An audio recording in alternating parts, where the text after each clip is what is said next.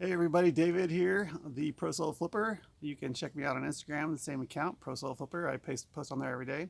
As mentioned in my last video or one of my last videos, I'm going to be start trying to make some shorter videos and just do them more often.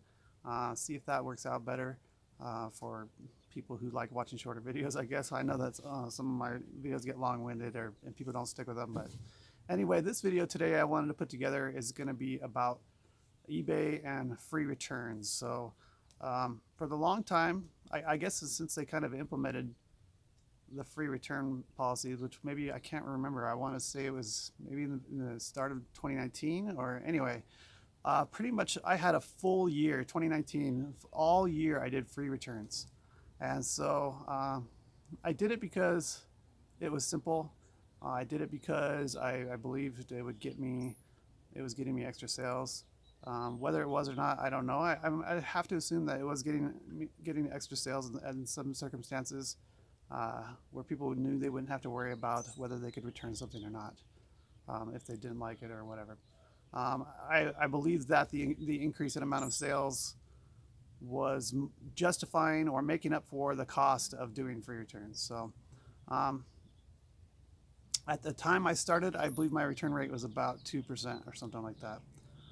Throughout the year, my return rate started to increase, so got up to about 3%. I was okay with that. I thought a 1% increase in my return rate um, was probably easily covered by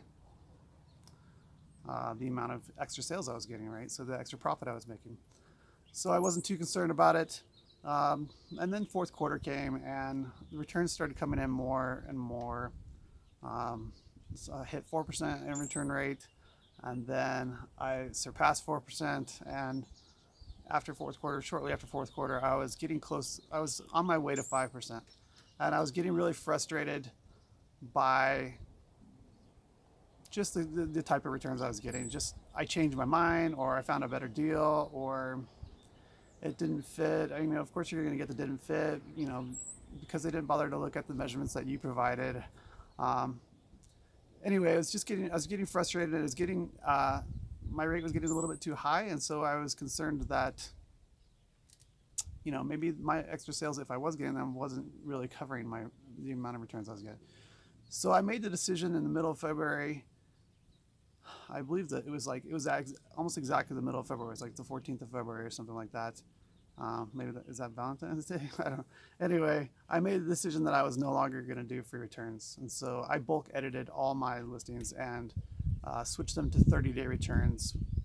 Well, they were already 30-day returns, but instead of doing free returns, I was going to be doing buyer is going to be will pay shipping to return the item. So what that actually means is that um, if they change their mind or they don't have a good reason that uh, for sending something back, then they're going to have to pay for the return. It doesn't mean that if something they received was damaged or broken or not working, that they would have to pay return. In that situation, they'll file, item not as described or whatever, and I will still have to pay return shipping, which is fine.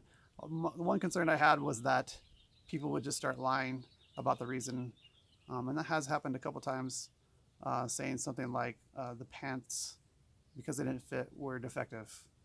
Um, and so that's how they get out of having to pay to return some item. So, but that hasn't happened very much since I changed it. So and my biggest concern was that my sales numbers were going to drop a little bit, um, and that I was going to be losing money. But you know, returns are part of business. I've always said, that's just part of business, and it's just something that comes along with doing it. Just like Walmart or Target or anywhere else that takes returns, they do it because it makes business sense. Walmart doesn't have to take returns. They could choose not to, but they know that because their customers feel comfortable buying stuff from them because they know they can return it, that they're going to get more sales, right? So that's kind of the basis of returns for me as well.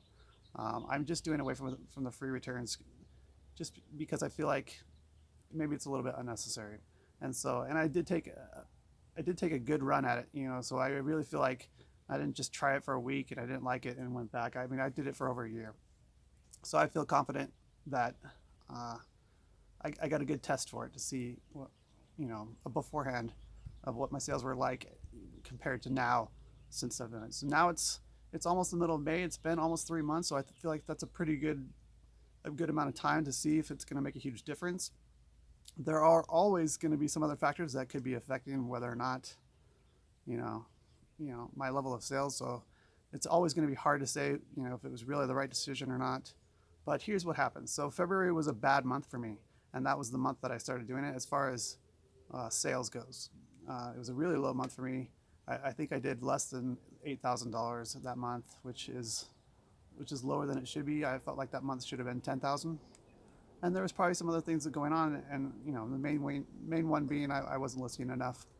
I was also pulling some old inventory, but I just want to mention that because I want to just talk about what happened since then. So the first half of February was bad. I then at that point I did away with free returns, and the second half of February was also bad, but it wasn't any worse. In fact, it was slightly better than the first half of February. So that made me feel a little bit comfortable with that right off the bat. I didn't notice any kind of difference in my sales. So the 2 weeks before and the 2 weeks after were almost identical. I think that the second half of February was just slightly higher. And then came March. March sales were up. I think they were. I was a little over 10,000. I don't remember what it was, 10.3 or 10.8, something like that. I did start listing some more, so that was probably the main reason for it. I certainly don't expect my sales to be going up because I took away free returns. I did expect them to go down a little bit. So the fact that I was listing a little more and my month was quite a bit better in March made me feel comfortable. And then the whole coronavirus thing happened, right? And so sales have gone through the roof. So it's going to be hard to say really how this is affecting my sales or not. But I will say that I did away with free returns. Saw no difference in the first 2 weeks. The next month was better than usual. So I don't feel like it hurt my sales, or if it did, I couldn't tell. And then April was crazy sales. My sales were 17,000 just on eBay. So, and then May has started off, and I would say that the first 5 or 6 days were even better than April. I think I was selling over $600 a day. And now I would say the last 4 days or so, or however many days it's been, the second week of May, I'll just say that has slowed down a little bit. I'm still over 300 a day every day. I'm still probably averaging 400 a day for this second week. So it's still going well. And that being said, I don't think it's affected my sales, or if it has, I haven't felt it at all, or I haven't noticed it. So there's that. Now, as far as what my returns look like since then, I will say that my return rate has gone down a little bit. I'm probably in the 3.5 range right now. And keep in mind when I'm looking at my sales, or when eBay is showing me my return rate, some of you may be on a smaller scale, and so they're looking at your whole year as a rolling year. For me, they're looking only at 3 months, because I have enough. Once you get to a certain amount of sales, instead of looking at the whole year, they feel like there's enough data there that they can just look at the past 3 months. So when I'm looking at my metrics for ratings and things like that, it's only showing a 3-month period.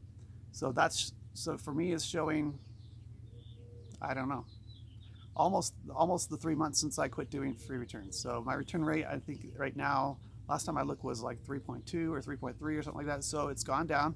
So that's good. And then I would say for most of those returns, or half of them maybe, I haven't had to pay return shipping. So I feel like it's been a success. I feel like based on this so far, now I may get another 6 months down the road, and I'll monitor my return rate and my sales level and see, and maybe I'll make a different decision. But so far, I'd say it was a success. I would say that free returns aren't necessary, especially depending on what you're selling. So if you're in a very competitive market and you're selling small items, free returns may be necessary. But if you're selling a lot of one-offs or a lot of unique items that don't have much competition, free returns aren't necessary. So anyway, I think it's been a success. I've had my return rate's gone down, and my cost of paying for return shipping has gone down, and my sales level seems to have remained the same or gotten better, or I haven't felt the differences, right? Or maybe it's possible that my sales could have been even greater if I still had free returns, but like I said, I haven't felt it, and sales have still been good. They're great right now. Hopefully that continues. But I would say, as of now, free returns, they just aren't necessary. And I think I was kind of throwing some money away by doing it. Um, I'm kind of the one that, like, I know there's expenses that come with business. I try not to take it too personally when I get returns.